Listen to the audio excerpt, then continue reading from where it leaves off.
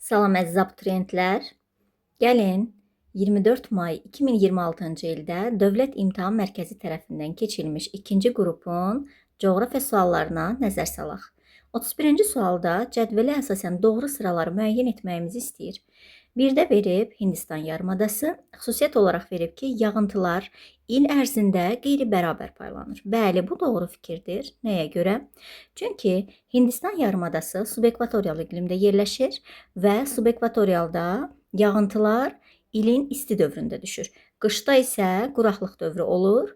Buna görə də Hindistan yarımadası üçün yağıntıların il ərzində qeyri-bərabər paylanması fikri doğru fikirdir. İkincidə deyir, Mesopotamiya ovalığında il ərzində səpələnən radiasiya üstündür. Xeyr, Mesopotamiya ovalığı isti iqlim şəraitindədir və burada il boyu səpələnən yox, düz radiasiya olacaq. 3-də deyir, Böyük Səhrada iyul ayında buxarlanma qabiliyyəti maksimuma çatır. Doğrudur, nəyə görə? Biz bilirik ki, ümumiyyətlə isti ərazilərdə buxarlanma qabiliyyəti maksimum olur və iyul ayında bu şimal yarımkürəsi üçün keçərlidir. Böyük Səhrada şimal yarımkürəsində yerləşdiyi üçün bu da doğru fikir hesab olunur. 4-də deyir, Tasmaniya adası və xüsusiyyət kimi siklonda külək saat əqrəbinin əksinə hərəkət edir. Gəlin yadımıza salaq ki, siklon cənub yarımkürəsində saat əqrəbinin əksinə yox, saat əqrəbinin istiqamətində hərəkət edir. Tasmaniyada cənub yarımkürəsində olduğu üçün deməli bu yanlış fikir olacaq. 5-də deyir, Qrenlandiya adası və səthində albedo kəmiyyəti yüksəkdir. Bilirik ki, albedo ümumiyyətlə buzlaq ərazilərdə, albedo əks etdirmə deməkdir və buzlaq ərazilərdə onun kəmiyyəti yüksək olur. Qrenlandiyada buzlaq sahəsi olduğu üçün bu doğru fikir olacaq. 6-da deyir, Yava adası, günəş bütün il boyu günorta vaxtı zenitdə olur. Ümumiyyətlə, Yava adasında günəş 21 deməli mart və 23 sentyabrda zenitdə olur. Bu da yanlış fikirdir. Bizdən də doğru sıranı istədiyinə görə biz seçirik 1, 3 və 5-i. Yəni testimizin doğru cavabı olur C variantı. İkinci sualda bizdən doğru olmayan sıranı istəyir. Qaragöl vulkanik mənşəlidir və vulkan gəldə yerləşir. Doğru fikirdir. Batabat Axmaz verib Ordubad düzündə yerləşir fikri yanlışdır. Çünki Batabat Axmaz deyil, deməli uçqun mənşəlidir və Ordubad düzündə yox, Dərələyə silsiləsində yerləşir. Bu da yanlış fikir olacaq. 3-də deyir, Sarı su tektonikdir və Gəncə Qazax düzündədir. Sarı su Axmazdır və Mil düzündə yerləşir. Bu da yanlış fikirdir. 4-də deyir, Ağgöl Axmazdır, Mil düzündə yerləşir. Bu doğru fikirdir. Daha sonra 5 dənə deyir, Maralgöl uçqun mənşəlidir, Murovdağ silsiləsində yerləşir. Bu da doğrudur. 6-da deməli Hacıqabula Axmaz verib və Salyan düzü verib. Hacıqabul Salyan düzündə deyil, Şirvan düzündə yerləşir. Bu da yanlış fikirdir. Və bizdən doğru olmayanı istədiyinə görə biz 2-ni, 3-ü və deməli 6-nı seçəcəyik. Doğru cavab olacaq Y variantı. İndi keçək növbəti suala. Növbəti sualda deyir, Şimal yarımkürəsində tropik işıqlanma qurşağında yerləşən M məntəqəsində günorta günəş vaxtı, deməli günəş şüalarının maksimum və minimum düşmə bucaqları arasındakı fərq 33,5 dərəcə olarsa, bu məntəqə hansı coğrafi enlikdə yerləşir? Əvvəlcə gəlin yadımıza salaq ki, maksimumla minimum biz necə tapaq? Özü burada verib ki, maksimumla minimumun arasındakı fərq 33,5 dərəcədir. Çıxıram maksimumla minimumu 33,5. Maksimum bilirik ki, hər yerdə 90 dərəcədir. Çıxıram minimumu, yenə eləyir 33,5. Buradan da normal şəkildə mən tapıram. Mənim minimum düşmə bucağım, deməli 56,5 dərəcədir. İndi bizdən nə istəyir? Deyir ki, günəşin minimum düşmə bucağı. Deməli, günəşin minimum düşmə bucağı o məntəqədə olar ki, o günəşdən ən uzaq məsafədə yerləşsin. Deməli, burada günəş 23,5 cənub enliyində olmalıdır ki, bura minimum düşsün. Bunu da normal qaydada tənliklə yerinə qoyub yazacağıq. Deməli, 90 çıxaq, x enliyimizi bilmirik axı. X üstə gələk 23,5 bərabərdir 56,5. Buradan da x-i tapırıq. X bərabərdir 10 dərəcə şimal enliyi. Bu da eləyir. Testin doğru cavabı A variantı olur. İndi keçək növbəti suala. Buranı təmizləyək. Deməli, növbəti sualda nə deyir bizə? Uyğunluğu müəyyən edin, inzibati rayonlar verib və onlarda yerləşən filiz faydalı qazıntı yataqlarını verib. Daşkəsəndə nə yerləşir? Hamançay dəmir yatağı. 1-ə getdi D. Laçında nə yerləşir? Laçında yerləşir narzanlı və ipək yataqları və bunlar nə yatağıdır? Bilirik ki, narzanlı və ipək civə yatağıdır. Deməli, burada gedir A və ipək C. A və C. Aha, A və C. Daha sonra gəlir, deyir, Kəlbəcərdə nə var? Diqqət edirik ki, burada Göydərə yatağı var Kəlbəcərdə və Göydərə yadımıza salaq ki, xromit yatağıdır. Burada gedəcək E.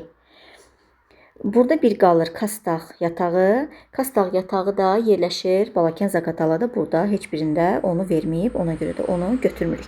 Deməli, 1-ə getdi D, 2-yə getdi A, C, 3-ə də getdi Y variantı. Bu da olur. Düzgün variant D bəndi olacaq. Keçək növbəti suala baxaq. 35-də nə deyir? Xəritə sxemə əsasən buxarlanma ilə buxarlanma qabiliyyəti arasında fərqin çox olduğu ərazi və bunun səbəbini müəyyən edin. Yadımıza salaq ki, buxarlanma və buxarlanma qabiliyyəti arasında fərqin çox olduğu ərazilər isti ərazilərdir. İndi isə keçək xəritədən bunu tapaq. Baxın, bizə nəyi verib?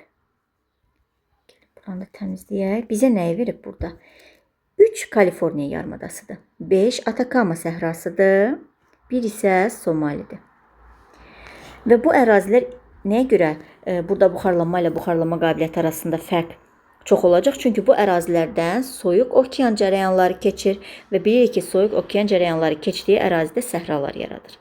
Cavabımız olacaq 1, 3, 5. Səbəb olaraq da sahillərdən soyuq okean cərəyanlarının keçməsi olacaq. İndi keçək növbəti suala. Deməli, burada xəritə sxemdə hərflərlə göstərilmiş ölkələrin əhalisinə aid olan ümumi xüsusiyyətləri istəyir bizdən. Baxırıq ki, burada ABŞ-ı, İsveçrəni və Avstraliyanı verib. ABŞ, İsveçrə və Avstraliya. İndi oxuyaq. Təbii artımın birinci tipi xarakterikdir. Bəli, bunu doğru götürəcəyik. Ümumiyyətlə, bu ərazilər inkişaf etmiş ərazilər, deməli, ölkələrdir və burada təbii artımın birinci tipi xarakterik olacaq. Əhalinin yaş tərkibində uşaqların sayı çoxdur. Xeyr, səhvdir. Burada yaşlı əhalinin sayı daha çox olacaq. İqtisadi fəal əhalinin əsas hissəsi kənd təsərrüfatında çalışır fikri yanlışdır.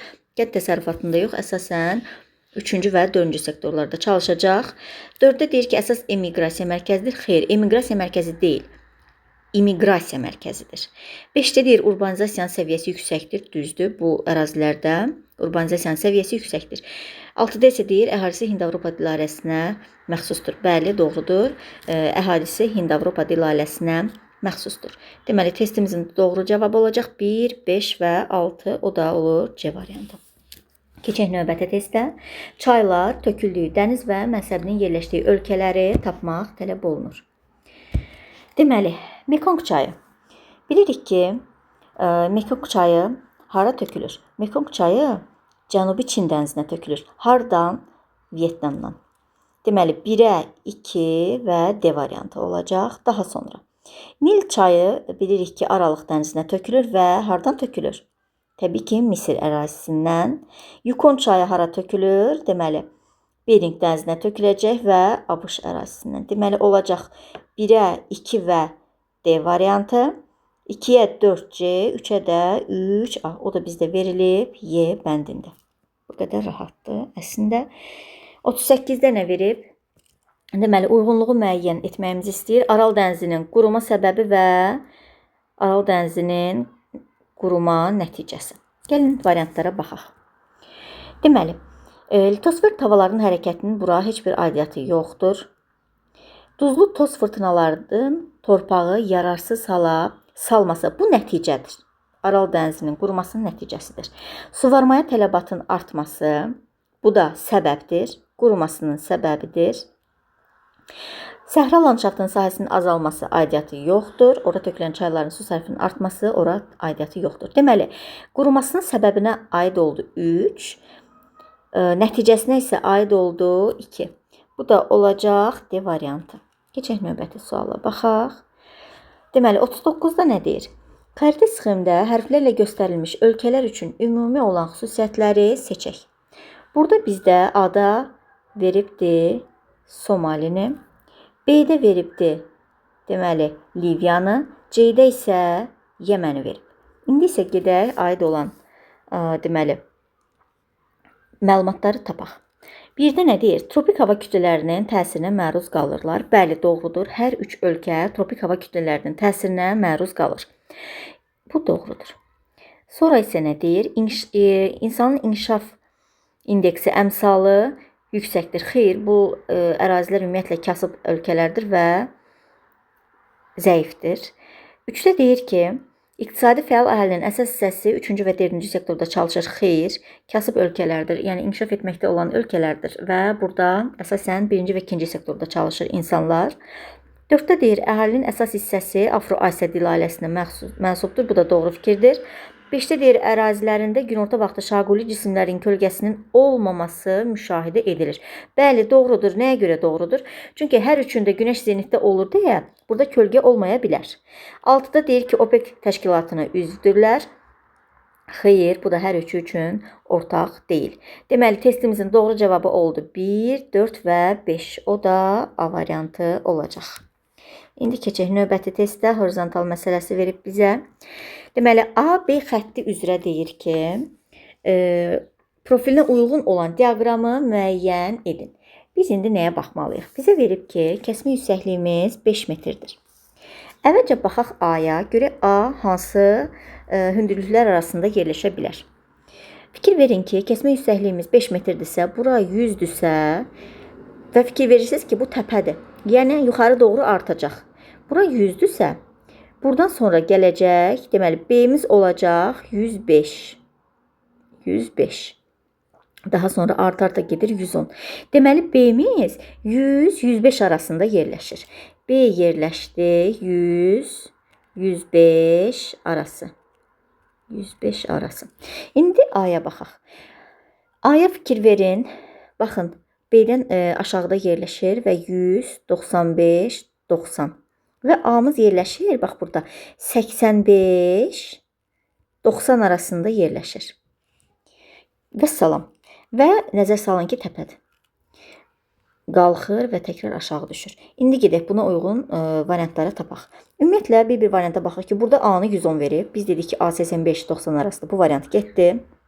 Burada da eyni qaydada getdi. Burada A-nı 120-də ümumiyyətlə çox verib. Bu da getdi.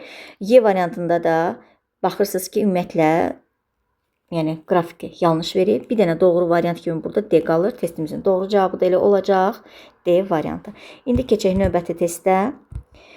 Burada bizdən fiziki rayonlar və deməli, ona aid xüsusiyyətləri tapmağımızı istəyir. Deməli, birdə verib Dağlıq Şirvan. Gəlin əvvəlcə baxaq. Deməli, əkinçiliyin inkişafı qış otlaqlarının sahəsini azaldır. Bu, təbii ki, Kür Arazı aid olacaq. Meandrlar və axmazların yaranma imkanı genişdir. Bu da Kür Arazı aid olacaq. Yayı quraq keçən mülayim isti iqlim yarımtüpü mövcuddur. Bu, Dağlıq Şirvanda kiçik bir sahədə var. Deməli, daha sonra gölləri əsasən uçqun bənddir. Bu, deməli, Gəncə biz coğrafi rayonuna aiddir. Metallurgiya sənayesinin inkişafı üçün yerli xammal ehtiyatlarına malikdir. Bu da əlbəttə ki, Gəncə fiziki coğrafi rayonuna aiddir. Deməli, 1-ə C, 2-yə AB, 3-ə də D, Y variantı olacaq. O da Y variantı olur. İndi keçək növbəti testdə. Deməli, burada ekvatorial meşələr, qütb səhraları və iynəyarpaqlı meşələr verib və biz buna aid olanları, ortaqları və ümumi ortağı tapmalıyıq. Gəlin, baxaq. Deməli, birdə nə deyir? Rütubətlik əmsalı vahiddən böyükdür. Rütubətlik əmsalı vahiddən böyükdür. Bu, deməli, aid olacaq, deməli, hər üçünə. Bu, hər üçünə aiddir. Gəlin, burada yazaq. Rütubətlik əmsalı hər üçünə aiddir. Daha sonra. Deyir, aqroiqlim ehtiyatları ilə zəif təmin olunmuşdur. Bu, aid olacaq, deməli, aqroiqlim ehtiyatları ilə zəif təmin olunmuşdur. Bu, aiddir qütb səhralarından, deməli, aiddir. Və eyni zamanda iynəyarpaqlı ağaclara da aid olacaq. Deməli, 3-ə də gedəcək 2. Daha sonra deyir, əsasən həmişə yaşıl ağaclardan ibarətdir. Bu deməli ekvatorial meşələrlə iynəyarpaqlı meşələrə aiddir. Daha sonra deyir ki, ərazisində fəsillər aydın müşahidə olunmur. Deməli bu aiddir, deməli təbii ki, ekvatorial meşələrlə qütb səhralarına aiddir. Çünki burada biz fəsilləri aydın şəkildə görə bilmərik. Daha sonra deyir, günəşin zenitdə olmadığı ərazilərdə yayılıb və deməli bu aid olacaq, deməli qütb səhralarından iynəyarpaqlı meşələrə, çünki bu ərazilərdə günəş zenitdə olmur. Daha sonra deyir ki, əsas iqlim qurşağında yerləşir. Təbii ki, bu aid olacaq deməli hər üçünə, çünki hər üçü deməli hardadır? Hər üçü əsas iqlim qurşağında yerləşir və deyir ki, kimyəvi və üzvi aşınma intensivdir. Bu da təbii ki, aid olacaq ekvatorial meşələrlə iynəyarpaqlı meşələrə. Deməli 1-ə getdi 4, 2-yə getdi 3, 7, 3-ə getdi 2, 5, 4-ə də getdi 1, 6. Bu da baxaq hardadır? Bir dəqiqə, B variantında. Deməli testimizin doğru cavabı olacaq B variantı. Növbəti suala baxaq. Növbəti sualda bizdən platformalar verib, eyni zamanda geosignal qurşaq cavan platforma və buna uyğun olan əraziləri tapmaq tələb olunur. Deməli, qədim platforma dedikdə biz buna Orta Rusiya yüksəkliyini və deməli götürəcəyik Amazon ovalığını. Deməli 1-ə gedəcək. Deməli 1-ə aiddir Orta Rusiya yüksəkliyi və Amazon ovalığı A.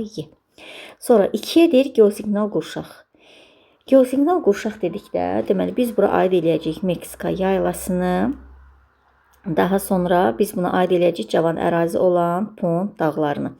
Və deyir cavan platforma. Cavan platformaya isə biz Qərbi Sibir ovalığını yazacağıq. Deməli 1-ə A-yı, 2-yə B-dir, 3-ə C. Bu da olur bizdə. Doğru cavab B variantı olacaq. Gəlin növbəti testə baxaq. Deməli deyir ki, A iqtisadi rayonunun relyefi kür boyu düzənliklərdən, yüksəkliklərdən və dağlardan ibarətdir. Bu rayonda qızıl, mis, əhəng daşı, daş salahlı bentonitgili, ağ dağ seolit yataqları vardır. A iqtisadi rayonuna aid olmayan xüsusiyyətləri müəyyən edin. Deməli, ümumiyyətlə, situasiyanı oxuduqdan sonra biz başa düşməliyik ki, burada söhbət Qazax, Tovuz iqtisadi rayonundan gedir.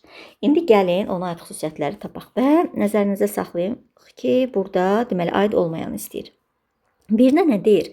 Üzümçülük, kartofçuluq, taxılçılıq və heyvandarlıq inkişaf etmişdir. Bəli, bu rayonda hər biri inkişaf edib. Daha sonra tərkibinə daxil olan bütün inzibati rayonlar xarici ölkə ilə həmsərhəddir. Xeyr, burada Şəmkirin xarici ölkəyə çıxışı yoxdur və bunu götürməliyik. Sonra deyir ki, rayon ərazisindən deməli Bakı, Tbilisi, Ceyhan, Bakı, Subsa neft kəmərləri keçir. Doğrudur. Daha sonra nə deyir? Deyir, enerjiyə olan tələbatı Arpaçay SES təmin edir. Xeyr, səhvdir. Arpaçay SES yox, burada Şəmkir elektrik stansiyası var. Bunu da götürəcəyik. 5-də deyir ki, deməli, kənd təsərrüfatı yalnız suvarma şəraitində mümkündür. Xeyr, burada eyni zamanda Gədəbəydə dəmiyə şəraitində də əkinçilik, kənd təsərrüfatı inkişaf etdirilib, ona görə yanlış variantı götürürük. Deyir ki, bir iqtisadi rayonla sərhəddirir. Bəli, bu düzdür. Deməli, bizdən yanlış istəyirdi deyə biz götürürük 2-ni, 4-ü və 5-i. Eləyir A variantı. İndi keçək 45-ci suala baxaq. Orta illik temperaturun 20 Selsi dərəcədən yüksək və düz günəş radiasiyasının il boyu hakim olduğu ərazilər üçün səciyyəvi əlaməti bizdən istəyir. Deyir ki, rütubətlik əmsalı vahiddən kiçikdir. Bu doğru fikirdir. Çünki isti yerlərdir. Daha sonra yalnız ovalıqlar üçün səciyyəvidir. Xeyr, bu eyni zamanda denudasyon düzənliklərdə, yaylalarda da ola bilər. Yanlış fikirdir. 3-də deyir ki, çay əmələ gəlmə imkanları zəifdir. Düzdür. Daha sonra enən hava axınları üstünlük təşkil edir. Bu da doğrudur. Sutkalıq temperatur amplitudu yaranmır. Yanlışdır. Niyə yaranmır ki? Yaranır. Daha sonra deyir ki, fiziki və üzvi aşınma intensiv gedir. Xeyr, burada fiziki və deməli üzvü yox, burada daha doğrusu kimyəvi və üzvü yox, burada fiziki aşınma daha intensiv gedir. Bizdən də səciyyəvi əlamətləri istəyirdi deyə biz götürəcəyik doğruları 1-i, 3-ü və 4-ü. Deməli testimizin doğru cavabı olur Y variantı. İndi növbəti suala baxaq. Deməli, ölkəmizin əhalisi ilə bağlı doğru fikirləri müəyyən edin. Deyir ki, əhalinin yaş tərkibində uşaqlar üstünlük təşkil edir. Yanlışdır. Azərbaycanda orta yaşlılar üstündür. Daha sonra, Quba Xaçmaz və Lənkəran Astara iqtisadi rayonunda türk dilli olmayan xalqlar yaşayır. Doğru fikirdir. Burada bilirsiniz ki, deməli, Tatlar yaşayır. Burada bilirsiniz ki, Naxçıvan Dağıstanlılar yaşayır. Yəni bu ərazi milli etnik baxımından çox zəngindir. Eyni zamanda Lənkəran Astarada Talışlar yaşayır. Daha sonra 3-də nə deyir bizə? Acınoğur Ceyrançöldə əhalinin sıxlığı yüksəkdir, sıfırdır. Burada ümumiyyətlə əhalinin sıxlığı seyrəkdir. Daha sonra Bakı iqtisadi rayonunun əhalinin milli etnik tərkibi mürəkkəbdir. Təbii ki, bu doğru fikirdir. Şəki-Zaqatala iqtisadi rayonunda məskunlaşmış Avar, Ləzgi və Saxurlar Qafqaz ailəsinə mənsubdur. Doğru fikirdir. Kənd əhalisinin əsasən miqrasiya hesabına artır. Yanlış fikirdir. Kənd əhalisi təbii artım hesabına artır. Kəndə heç kim getmək istəmir. Hamı şəhərə üst tutur. Buradan da bizdən doğru fikirləri seçmək istədiyimizə görə, deməli biz götürəcəyik 2-ni, deməli 4-ü və 5-i.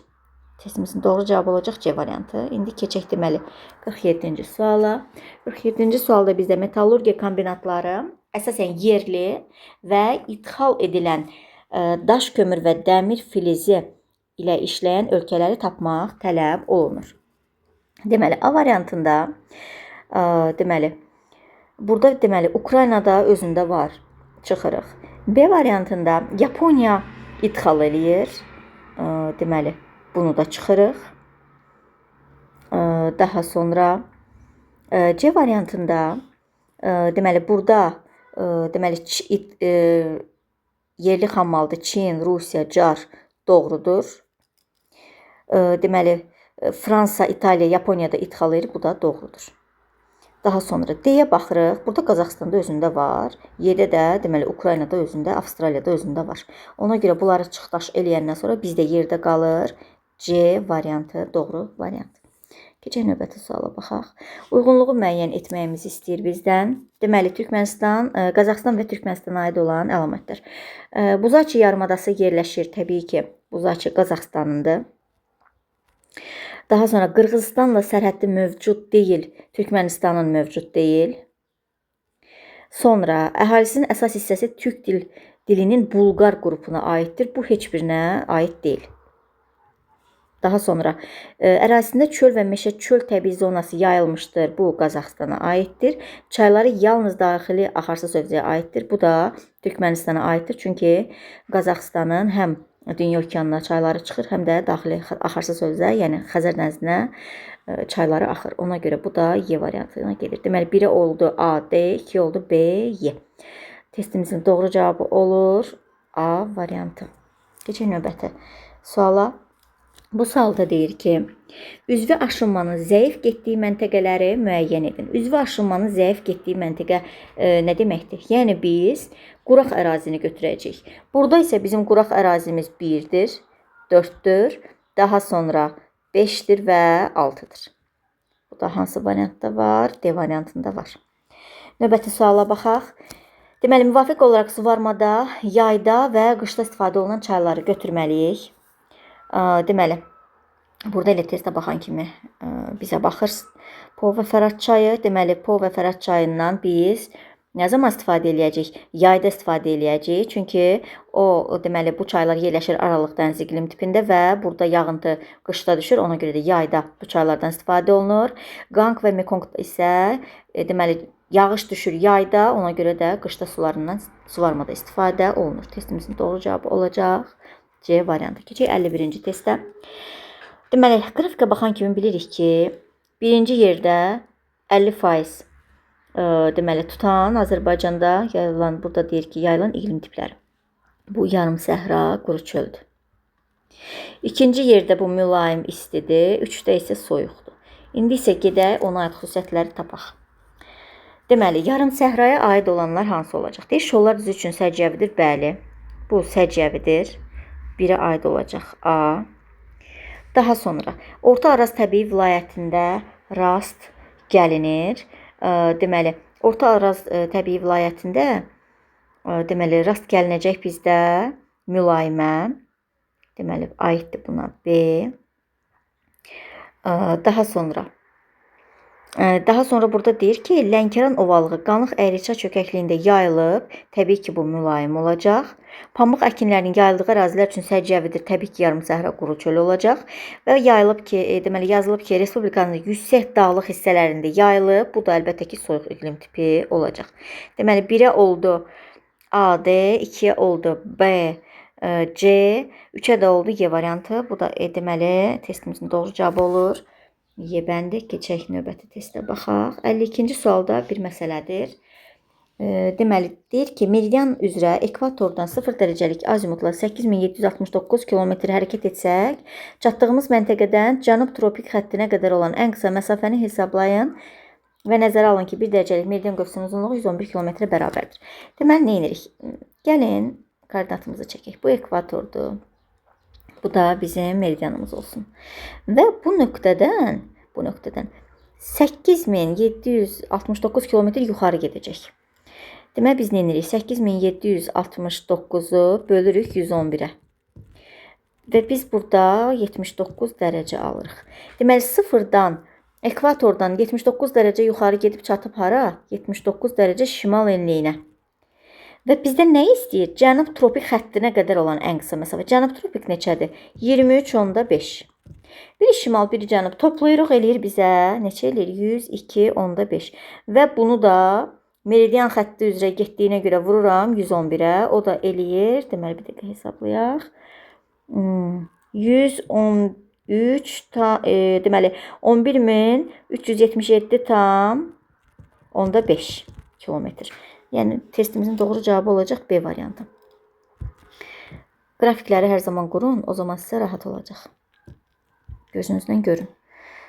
Deməli, keçək növbəti məsələyə. Bu da məsələdir. Deməli, bu məsələdə bizə nə deyir?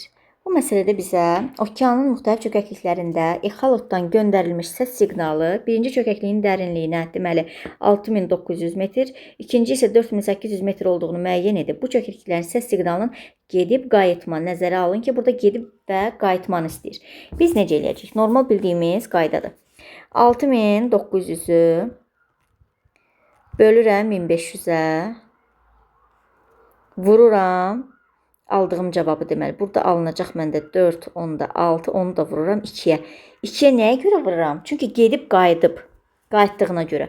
Bu da bizdə eləyir 9,2. 9,2. Eyni qaydada 4800-ü bölürəm 1500-ə, vururam 2-yə. Bu da məndən eləyir, deməli 6,4. Və ikisinin arasındakı fərqi istəyir. 9,2-dən də 6,4 çıxanda cavab olur 2,8 saniyə. Cavabımız olur 2,8 saniyə. İndi isə keçək 54-cü sualın izahına. Deməli, doğru fikirləri müəyyən etməyimizi istəyir.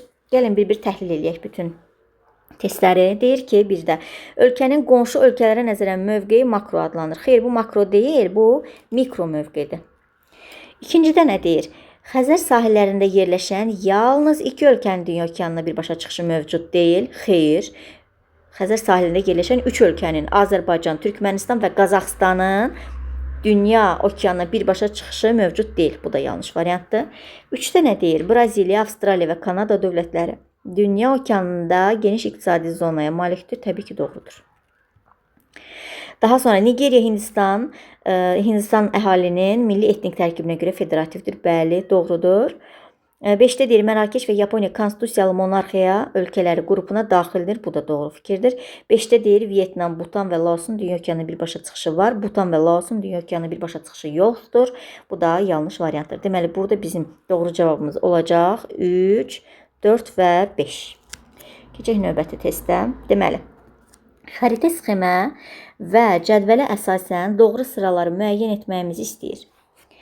Gəlin baxaq. Deməli, 1-ə nə yazıb? Düzən meşə landşaftı yayılıb və ağacı. Doğrudan da burada da düzən meşə landşaftı yayılıb. 2-də nə deyir? Qışı soyuq keçən yarım səhra və quruçöl iqlim yarım tipi səciyyəvidir. B və D-ni göstərir bizdə. Deməli, burada D-də qışı mülayim keçən yarım səhra olmaz. Ona görə bu yanlış variantdır. 3-ə baxırıq. Ölkəmizdə əhalinin deməli sıxlığı ən az olan düzənliklərdir. A-nı və C-ni verib bizə. C-də Qanıq Əyriçayda və Lənkəran ovalığında sıxlıq çoxdur. Ona görə bu da yanlış fikirdir. Daha sonra deyir, paleogen yaşlı çökmə süxurlar geniş yayılıb A-da və D-də.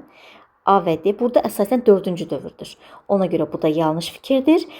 5-də deyir, orta illik yağıntılarının miqdarı 500 mm-dən azdır B və D üçün. Nəzərdə tutub, bəli, doğrudan da bu ərazilərdə 500 mm-dən azdır. Deməli, testimizin doğru cavabı 1 və 5 olacaq. Keçək növbəti testə baxaq. Deməli, növbəti testdə bizdən deməli, doğru olanları seçməyimizi istəyir. Gəlin bir-bir baxaq. Yarım səhra və quruçul iqlimin şəraitində suvarma əkinçiliyi inkişaf edib, bəli, doğrudur. Mülayim isti iqlim şəraitində həm tumlu, həm də qərzəkli meyvəçilik inkişaf edib, bəli, təbii ki, bu da doğru fikirdir. Daha sonra şabaldı və qəhvəyi torpaqların yayıldığı ərazilər əkinçilik üçün əlverişli deyil. Niyə ki, əlverişlidir şabaldı torpaqlarda? Boz və sarı torpaqlarda sitrus meyvəçiliyi inkişaf edib. Sarı torpaqlarda inkişaf edib, düzdür, amma bozda yox. Ona görə bu da səhvdir. Daha sonra deyir, yay otlaqları soyuq iqlim tipində formalaşır. Doğru fikirdir. Taxılçılıq və üzümçülük yalnız dəmiyə şəraitində inkişaf edib. Xeyr. Biz bilirik ki, suvarmada da taxılçılıq və üzümçülüyü inkişaf elətdirmək olar. Deməli, burada da doğruları istədiyinə görə, deməli, biz seçirik.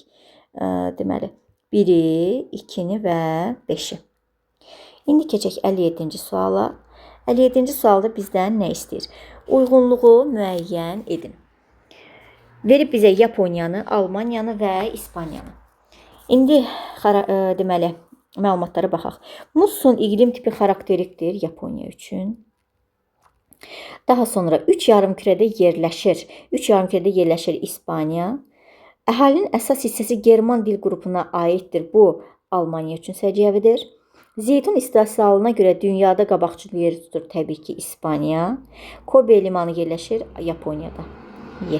Deməli, 1-ə aid olur A, Y, 2-yə aid olur C, 3-ə də aid olur B və D. İndi isə gəlin situasiyaya baxaq. Deməli, A dağları 2 yarımkürədə yerləşir. Bu dağın yamaclarına isti okean cərəyanı təsir edir. 2 işıqlanma qurşağında yerləşən, deməli, bu dağlar inkişaf etmiş ölkələrin ərazisindədir. A dağlarının yerləşdiyi yarımadan sahələrin bir neçə dənizin suları yuyur. Bu dağların şimal hissəsində gecə və gündüzün adi növbələşməsi pozulur. A dağları dövrlərinin sayı ən çox olan geoloji erada yaranmışdır. Onun ərazisindən bol sulu və sürətli çaylar axır. A dağlarının yerləşdiyi ölkələrin əhalinin həm doğum, həm də ölüm səviyyəsi aşağıdır. Bu artıq bizim təsəvvürümüzdə yarandı ki, burada söhbət Skandinaviya dağlarından gedir. İndi gəlin suallara baxaq. Mətnə əsasən A dağları və onun ən yüksək zirvəsinin adını, dağın yerləşdiyi işıqlanma qurşaqlarını və bu işıqlanma qurşağında yerləşib A dağları ilə eyni geoloji erada yaranmış dağ silsilələrini müəyyən edib cədvələ yazın. Deməli, dedik ki, bu Skandinaviya dağlarıdır. Daha sonra Skandinaviya dağlarının ən yüksək zirvəsi hansıydı? Qalxan Pikken. Onun da hündürlüyü deməli 2469 metrdir. Sonra deyir ki, yerləşdiyi iqlim qurşaqları təbii ki, bu qütb və mülayim olacaq. Qütb və mülayim olacaq. Və bizdən nə deyir? Deməli, A dağları ilə eyni geoloji erada yaranmış. Deməli, bu dağlar Kaledon hertzində yaranıb. Bunu da buradan qeyd edeyim. Kaledon hertzində yaranıb və buna biz aid eləyə bilərik bu dağlara. Apallaçı, daha sonra Kap əjdahanı, Kap əjdaha dağlarını aid eləyə bilərik. Eyni zamanda böyük su ağacını da aid eləyə bilərik. Daha sonra keçək 59-cu suala deyir ki, mətnə əsasən A dağlarına uyğun gələn xüsusiyyətləri müəyyən edib cədvəldə müvafiq olaraq yazın. Burada indi cədvəl deməli verilmədiyinə görə bilmirik. Lakin siz Skandinaviyanı düşünərək Davamını yazmısınızsa düz yazmısınız. Keçək 60-cı suala. Deyir, A dağlarının yerləşdiyi ölkələrin adlarını və bu ölkələrin əhalisinin əsas hissəsinin aid olduğu dil qruplarını və əhalinin təbii artım tipini demoqrafik keçid mərhələsini müəyyən edib cədvələ yazın. Burada yerləşir, bir dəqiqə mən buranı təmizləyim. Deməli, burada yerləşir Norveç, İsveç və Finlandiya. Deməli, Norveç, İsveç, Finlandiyadır və bizdə nə edir? Aid olduğu dil qrupu. Norveçlə İsveç Germandır. Deməli, Hind-Avropanın German dil ailəsinə aiddir. Finlandiya isə fərqlidir. Finlandiya Uralın Fin-Uqoruna aiddir dil ailəsinə. Və deyir ki, burada bizdən demoqrafik keçid istəyir. Təbii artım birinci tipdir. Demoqrafik keçid də 4-cü mərhələdədir. Çünki inkişaf eləmiş ölkələrdir. Burada təbii artım aşağıdır. Belə əziz abituriyentlər, ümid edirəm ki, sizlər üçün faydalı olar. Hər birinizə uğurlar arzu eləyirəm. Əziyyət çəkən inşallah ki, əziyyətinin bəhrəsini görəcək. Uğurlar hər birinizə və ikinci şansa, deməli, imtahan vermək istəyənlər də hazırlaşın. İkinci şansda da öz şansınızı sınayın. Hər birinizə uğurlar arzulayıram.